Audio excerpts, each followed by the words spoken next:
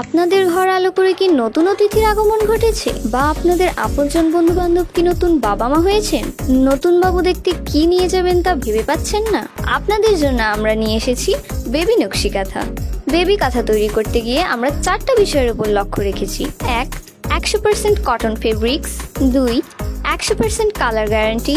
3, দীর্ঘ সময় ব্যবহারের উপযোগী। এবং 4, পরিষ্কার কাঁথা। এই 4টি বিষয় নিয়ে কথা বলবো আজকের এই ভিডিওতে।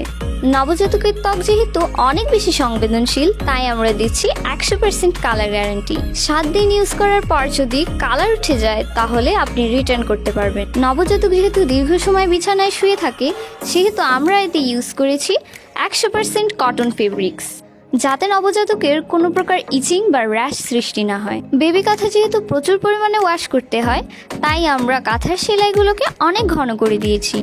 এটা ডাবল পার্টির কাঁথা, পুরুত্ব অনেক বেশি হওয়ায়